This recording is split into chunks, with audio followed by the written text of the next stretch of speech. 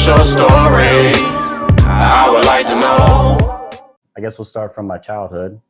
Um, I was very blessed growing up. I have two loving parents. They did everything for us, gave us everything that we really wanted to do. They sacrificed a lot for themselves to give to us, and they were a good example of what parents do when they love their kids. They sacrifice to give a life that they wanted for themselves, but since they had kids, they want to give that to us. So very blessed. I was shown a lot of love, so no complaints there. Played soccer pretty competitively. I tried racing. Racing was in my family, very big. My grandpa, my uncle, my dad, and then my brother he was a superstar. So at like age 9, 10, he was at national championship level, 6th in the nation, 7th in the nation, just getting all these accolades. So when I first got into a kart, I had to live up to that name of being his brother. And I didn't like it so much, when you got a target on your back and you haven't even began to learn, it changes you. And I was already playing soccer at that point, and I was already pretty decent at that. So I went that avenue. But because of that, my grandpa raced. That was his passion. So since my brother was this high level driver, he got to experience a lot more of my grandparents than I wish I did. My grandpa did his second game he ever came to watch me. He only came to 2 of my soccer games in my life, and first one was a local one, and they stayed in the car and watched. But I still knew they were there. It was special. It was a good game. I played really good, and then my state championship game. It was the semifinal of Indiana State Championship for soccer, and my high school was top notch in soccer. We had like 3 All-Americans, and I had a standout game as a sophomore, and I really didn't know my grandpa was there until afterwards. So that was really, really special to me. My grandma passed before that. She went to that one game that my grandpa did the first time. So they were at least able to watch me do what I loved passionately, because all I ever saw was them taking an interest in my brother. And I was, my dad's youngest of 5. I was my dad's second child, and, 2 boys. So I was kind of the last one of it to flow through that were able to have that grandparent experience. And I'm thankful I did. I miss them because I feel like I don't know them. You get to a point in life where these people have been so far in the history books of your family that you start forgetting their voice, and it feels like you're forgetting them. And now that I've been through what I've been through with my daughter, and now divorced with my wife and everything, it's been challenging. But I want to get to the point where my kids don't have that phase of remembering my voice and remembering who I was as an actual person. So so I met my ex-wife. We were together for 10 years. We met up in our hometown of Indiana. Both of our families are from there, but she moved from Myrtle Beach. So she went to go live with her grandma, and then we both served at Outback Steakhouse. Yep. So we met there. We instantly kind of hit it off. And when you work with somebody, you flirt here and there when you get a chance, and you always look forward to like catching them at that right time just to shoot your little spiel. You know what I mean? So it was exciting. It was fun. We had these styrofoam cups that we used to write letters to each other and like wait till she saw it. You know what I mean? It was kind of cute. And then so we sparked real quick, real fast, and about a month later of us, and we were already tight. Like we wouldn't leave each other's side pretty much. Like we were together 24/7. She had to get hospitalized. She had what's called Addison's disease. So it's when your body doesn't produce its own steroids to help fight an infection or an illness. And it left her really sick a lot of the time. So if I were to catch a cold, I would bounce back. I could probably still do everything I normally do, just be a little sick and roll on. Her body doesn't do that. So it was tough because I come from a family where nobody went to the hospital. Like, you're sick, brush it off. Tomorrow's a new day. Get up and go back to work. That's just what it is. There's no time. We didn't have enough money to take a day off. That would hit really hard. So that was a huge, actually still probably one of the main things that I never really grasped until I was already out of the relationship, was she lived a life of nothing but sickness. And I lived a life of nothing but health. So when I had to care for somebody, I had to care for a person that was used to those hospital visits and stays, and I was freaking out. I was taking it personal, like, I need to be doing more. I need to be doing this. I need to be taking care of everything. So when she gets home, she's solid, which is what most, I would say, men that love their women and vice versa would do in that instant. But for her, it's been most of her life where she kind of relied on that care. Her mom took care of her the whole time, and she did a great job. She sacrificed a lot. So when I came in and I showed I wasn't going anywhere, I kind of had to take that role, and it made me lose myself. I do have to say, if anyone's going through something similar where they have a significant other, or it was in my case, my girlfriend at the time, but I knew I wanted to be with her. If you got to care for them and feel like that you're responsible to be taking care of them, got to take care of yourself too. Because when I lost myself, I end up losing her too. And I knew it. Yeah, that was a tough reality when it actually happened and I actually lost her. I was so mad at myself. Why were you upset at yourself? Because I looked back at things that I did, or things that I would get upset about or angry about in the moment, because you feel like that's just how you feel. I didn't put myself in her shoes enough, where she didn't want me to feel like that. You know what I mean? And she felt bad that that's what happened, or that's how I felt had become my life. She didn't want that for me. She wanted me to be the best I could be.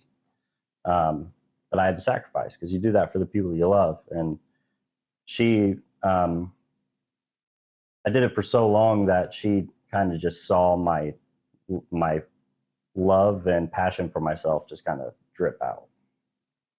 And there's nothing really to say or do about that at that time. And I put a lot of my anxiety, I would say. I suffer from pretty bad anxiety, but I didn't know how to channel it. Growing up, my dad also had anxiety. My mom did too. So they never communicated it. They would have it build up, and then it would explode. We would have an episode, and then it would be good for next weeks or months until something else would build up. The communication of how we're feeling was never there. Yeah. So as a kid, I didn't talk about feelings. I wasn't able to just go to my dad and be like, hey man, I'm feeling this sort of way. How do you deal with this? Yeah. That's just not something we did, something I have been doing with my son is showing him that my feelings matter. I'm okay to talk about it. It doesn't make me weak. It doesn't make me less of a man. It makes me understand who I am more. And I want you to know that if you feel these feelings, it's okay to talk about it. So we've been dealing with my son. He's been showing his anxiety coming out ever since the divorce. It's tough on a kid. Yeah. He's 6 years old. He's 7 now, but 6 when we split. So he's still wondering why we don't live in the same house, and the way things happened is now there's a new guy, and has been a new guy in Natalie's life. So, yeah, he was confused for a long time. And then speaking from the perspective of being a caretaker of someone that you love, I kind of want you to expound. I mean, you already said you had to take care of yourself too, but how difficult was that balance though? You know what I mean? Because you love this person, so of course you're gonna give your energy and your time towards them, especially depending on how serious it is. Yeah. But how do you take care of yourself in that moment when they require so much of your time? I would love to give you a better answer. Okay. Because there was no balance for me. It was all one-sided. It was, I'm giving her all of me Mm-hmm. because that's the man that I thought I should be for her. You know, I would say, don't stop doing the things that you are normally doing that makes your life or makes you you. Like soccer. I quit soccer. I played since I was 3 years old. You know, that was a big part of my life. I, went to college for it, played semi-professional. Like that's what I did every day and thought about every day until I met her. Yeah. Obviously that's how I knew I was in love with her. I was gonna say, when did you know that she was the one? Very soon after we started dating is when I knew. It's one of those things. I had girlfriends. I had a really good girl in high school that she was too good for me at that time. I wasn't. I hadn't grown up yet. Yeah. And she's a wonderful girl. My parents loved her. I wish that would have worked out differently, but obviously life works the way it works, and everything happens for a reason. But I was not mature enough for that relationship, and I wish I was because she was a great girl. But how I felt about Natalie, I almost felt like I was responsible of how her health was because of her mental health as well. She spent a lot of nights in the hospital alone. And I don't know if anybody's done that before. I mean, you guys. Yeah. It makes you just caught in your head. You can't do anything. It's not like you can get up and walk around or go down to get a drink or anything. You're relying on people to take care of you. And you feel helpless. You feel unloved. You start creating scenarios in your head that aren't even true in there. So I tried to make it so I wasn't a worry to her.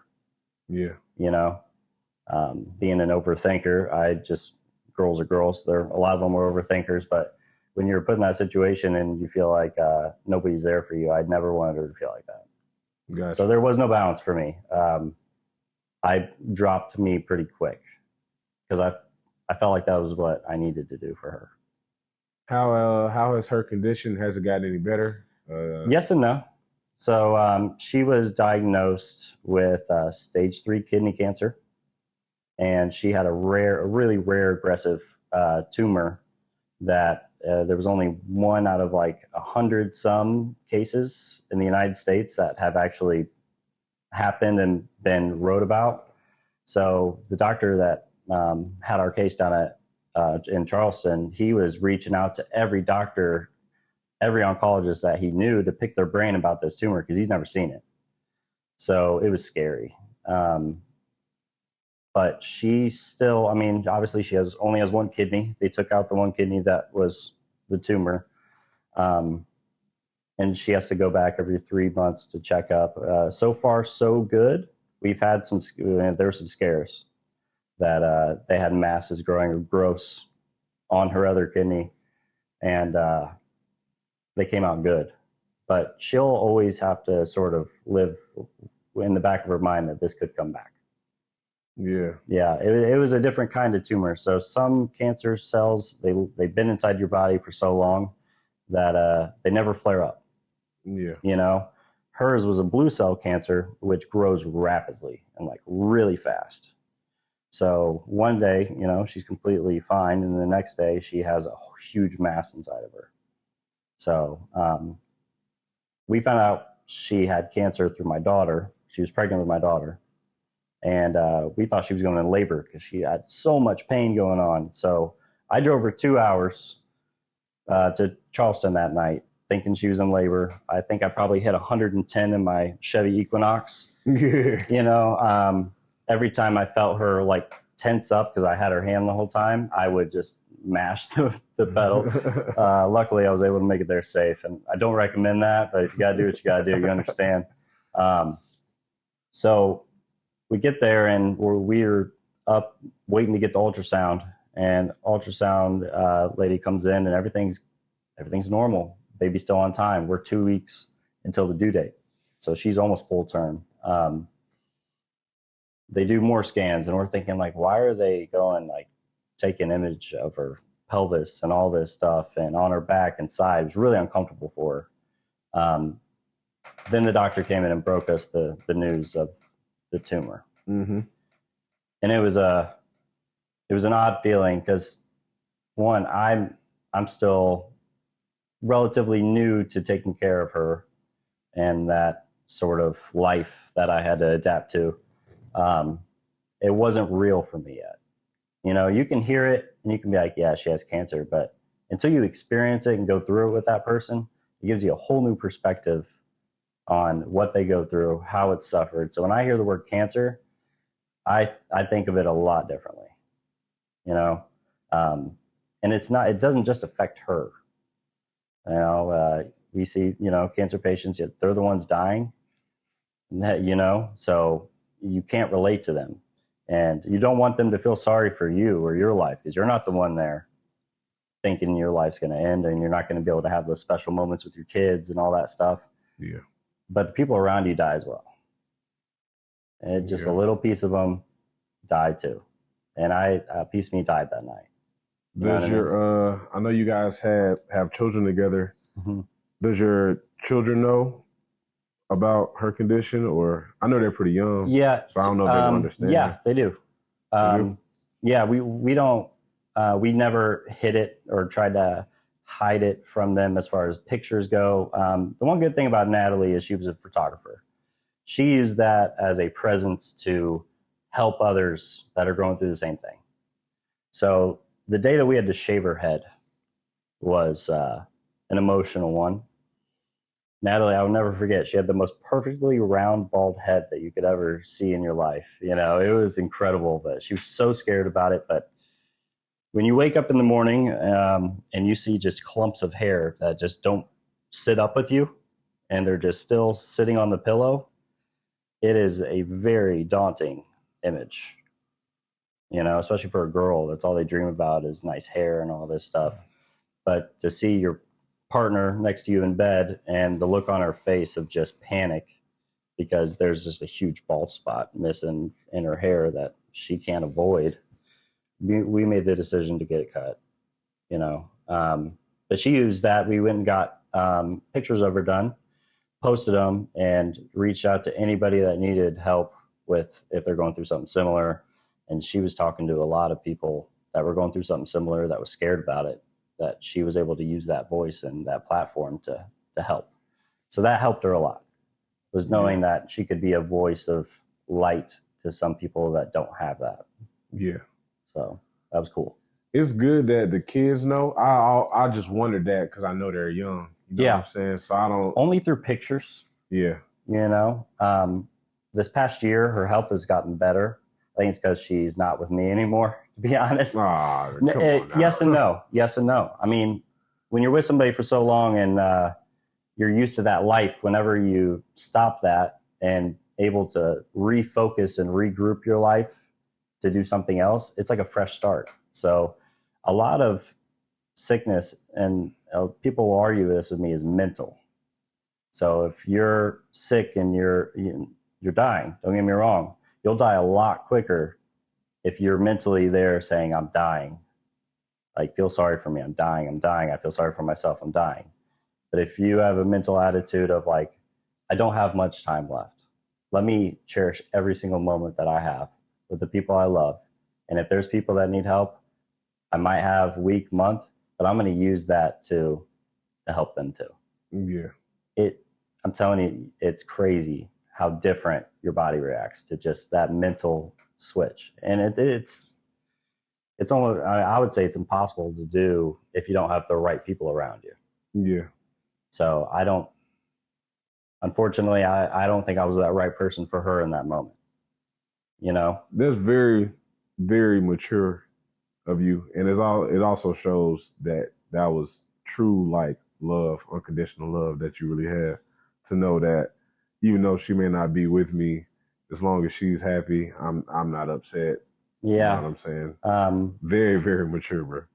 it was a tough realization, and until it happens to you, you know, you hear to love somebody might be to let go of them. That might be just what you need to do. If you truly love that person, letting them go might be the best thing you do for them. And I think it really kind of was for both of us. Yeah, Um, it was tough. It was tough. I'm not perfect. I don't ever claim to be perfect. I don't want to be perfect, but um, until you're in that situation, nobody can tell you what is right or wrong and how you handle things. So yeah, I handled it the way I handled it, not the right way. Now looking back, definitely not the right way. I tried to escape myself.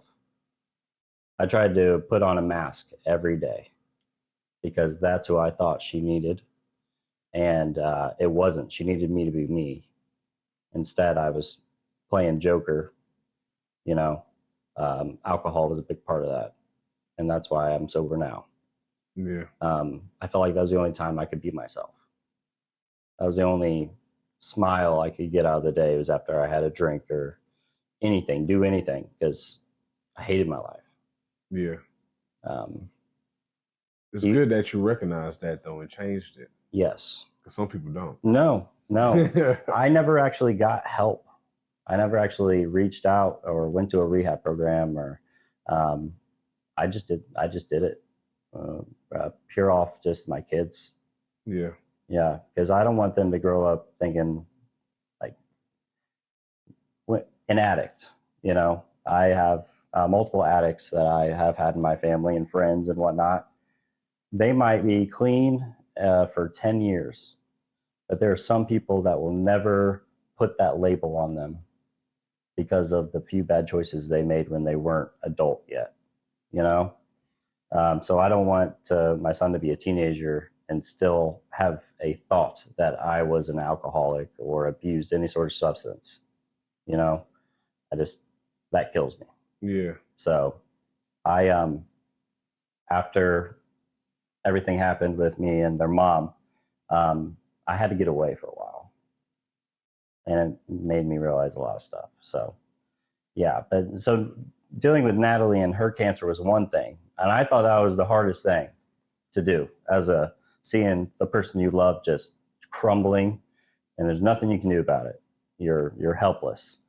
Even though I spent so many hours where she was laying in bed to do everything else around her to make her so comfortable that she didn't feel like she needed to do anything. That was my process. So I was doing everything possible that she didn't need to worry about nothing, and never thought about myself. And that's where drinking came into play.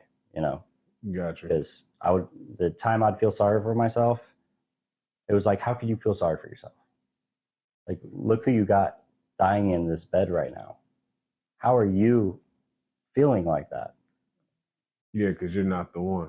I'm not the one. Yeah, that makes sense. It sucked. So, it's up to you. Do you want to speak about your kids? Yeah. Or, well, Yeah. you can go ahead and get into that, because I know that was like another Yeah. process. That was the hardest moment of my life, is when I found out my daughter had cancer.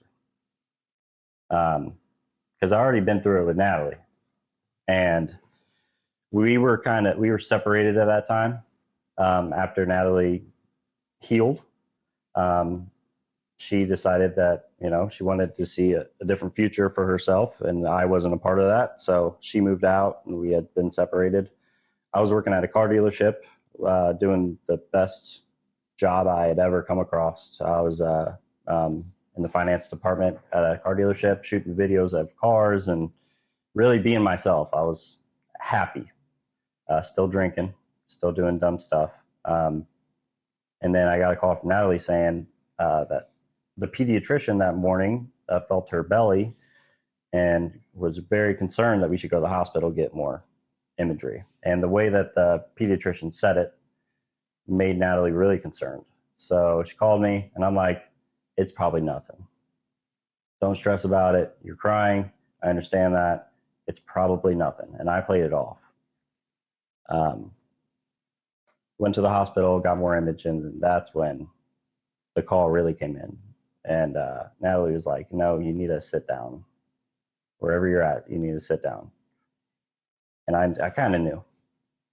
Because her belly had been feeling like it felt like she was bloated for a few days, my daughter.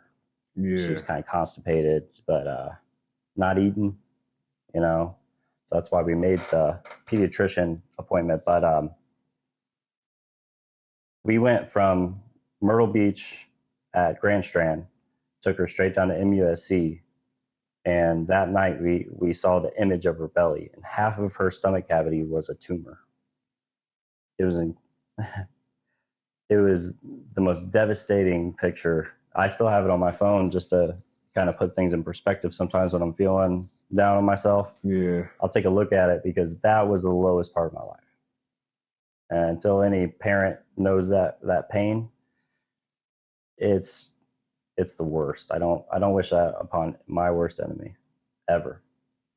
So that was life-changing in itself, but I was still doing, that's when I went downhill more at the drinking. Oh, I'm sure. Because it's one thing for an adult to be sick. Yeah. You know, you're an adult. Right. But when it's like a child, though, it's a little different. Yeah. I guess I questioned God a lot. I never really had a relationship with God. My parents never pushed it on me. But going through what I did with my then wife, to have that happen was like, what are you doing here? Like, what test is this? What lesson is this for us?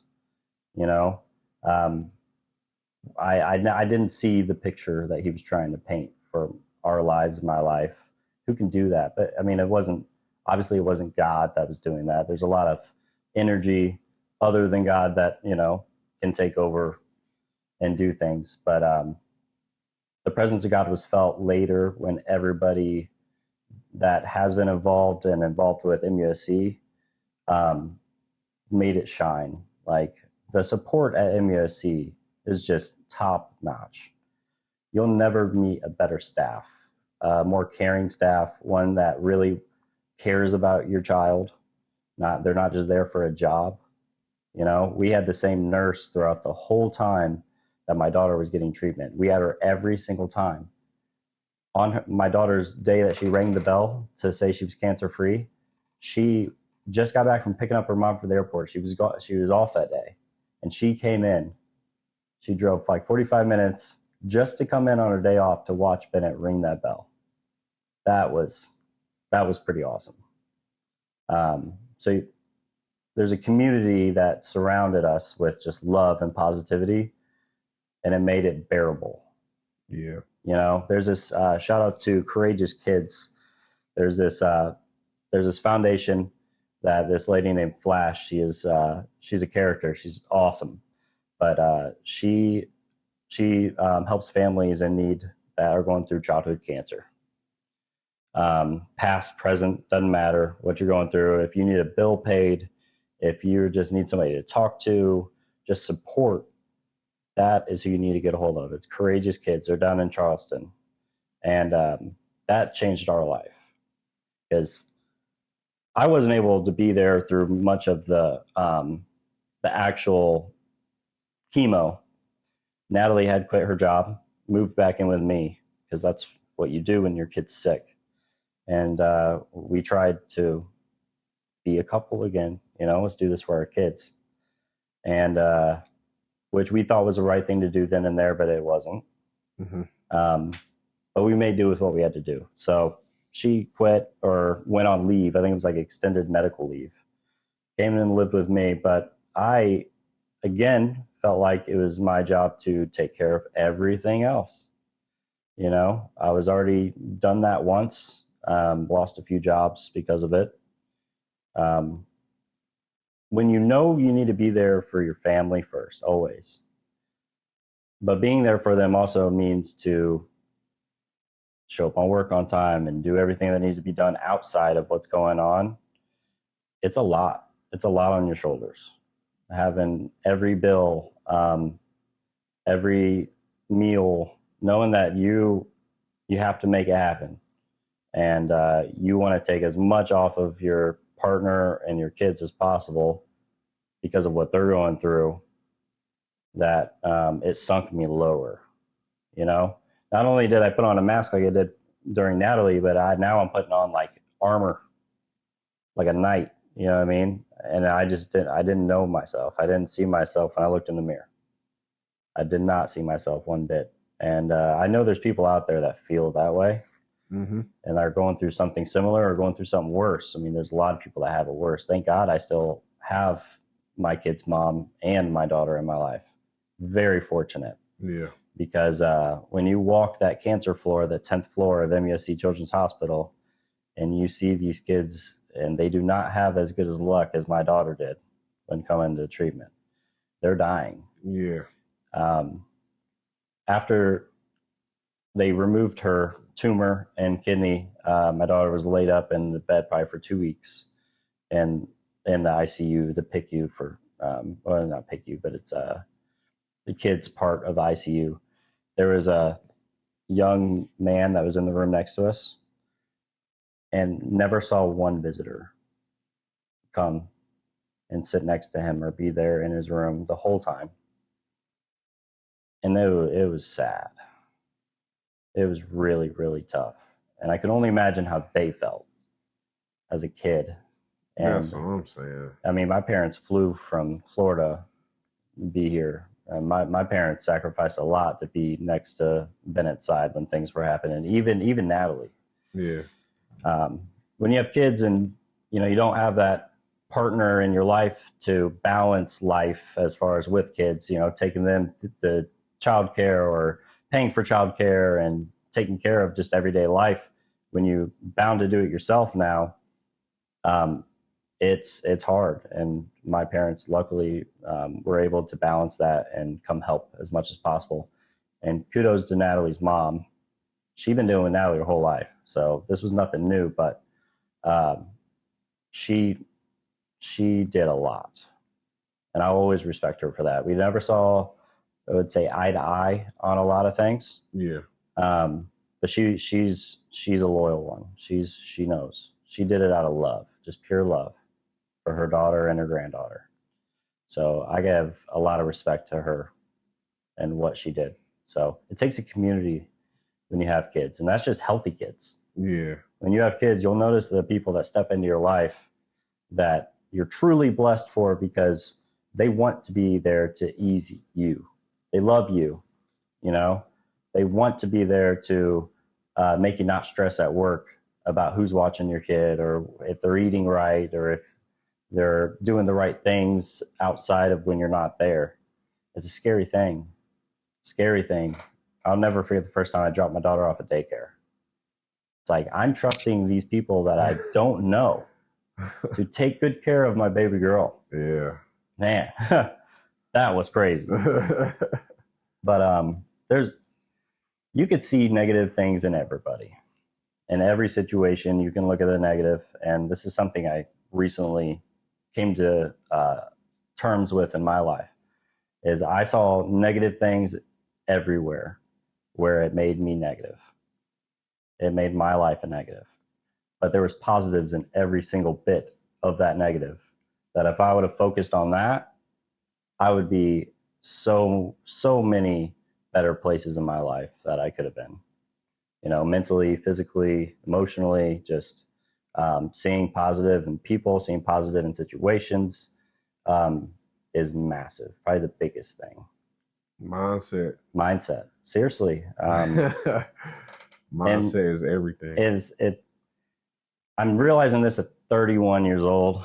You know, I wish I would have learned it when I was 16, going through puberty. But my dad never had that. And my mom didn't really have parents. So my dad was that parent for her. And just talking about feelings just wasn't a thing. And if you're watching this, Mom and Dad, I love you guys. I just want healing for you guys because you guys been through a lot. So I just don't want to continue that pattern for Nate and Bennett. And I want them to be comfortable to talk about whatever emotion comes to heart at the right, even if it's not right then and there, but make the right time to do it before it's too late. Yeah, men's mental health becoming a bigger topic. I think it's a very important topic. I think the majority of men, I'm 31 too, so the majority of men, I feel like, who was raised 90s, late 80s, I feel like we all was raised kind of the same way. A little bit. You know, don't cry. Men don't cry.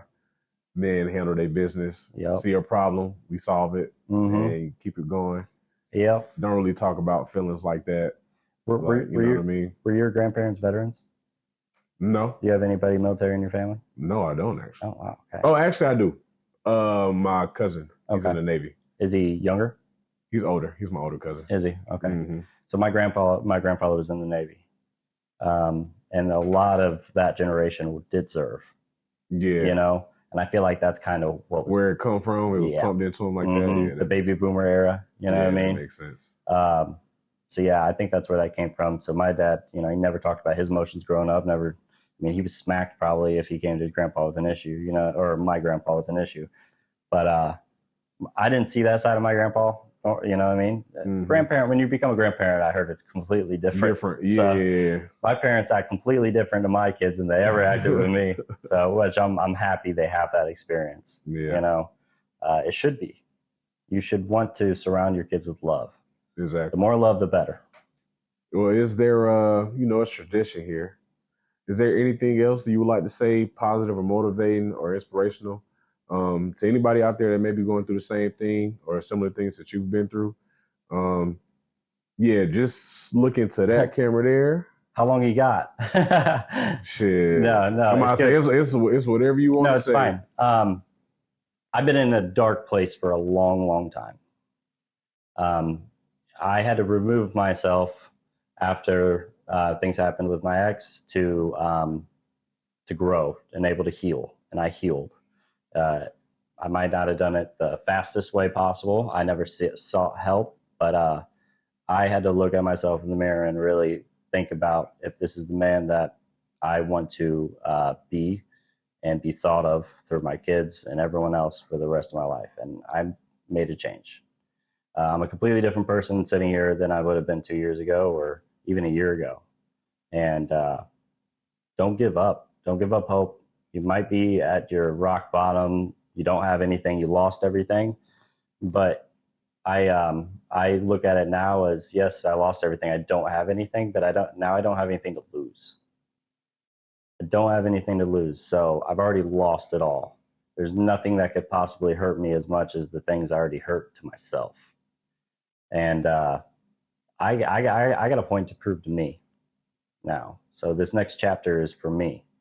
And for me doing it for me, it's going to be doing it for my kids. It's going to be doing it for potential new partner or even my ex-partner. I want to make them proud too, because if you're not changing or evolving as a human being, you're not living. If you're just stuck being that same person, doing the same things, it will catch up to you. And that's not what life is about. Life's meant to grow and accept and forgive. And the biggest thing is forgiving yourself. None of us are perfect. None of us do everything perfectly or the best their whole life. And that's what makes you you. Don't be ashamed of it. Embrace it. Learn that it's a lesson and apply that to your future endeavors. Yes, sir. Well said. Yeah. Well said.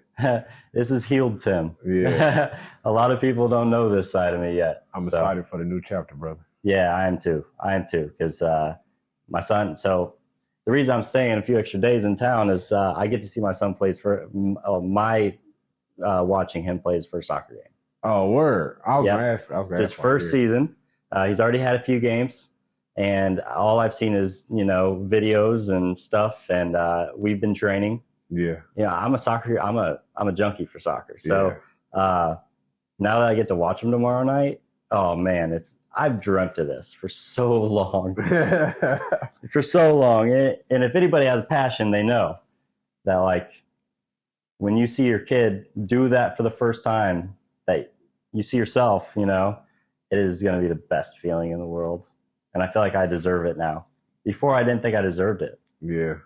I deserve that happiness. Yeah, you do. Everyone You know what I mean? Everyone does. Yeah. It's hard to see that, though, when you're just so dark in a dark place and you feel like you have nobody, like nobody gets you. You feel like just those happy parts aren't as happy until you come to realize that life, yes, you have happiness, and you want to focus on how much positive things happen to you, because that's what feels good. With every positive feeling comes a negative feeling, and you got to accept that. But you're alive. Yeah. That means you're alive. Yeah. So a lot of people would say, poor me, poor me, poor me. And I did for a long time. I want people to feel sorry for me. Wrong way of looking at it. You should only want to feel sorry for yourself. You know, there's only I lost a lot of friends because I was down for so long, and they tried to pick me up, and I just was in a dark place. I wasn't ready. It took losing everything for me to realize that this is it. It's either I'm going to keep dying this dark person and in a dark place, or you got to start. Make some changes. Got to make changes. Yes, sir.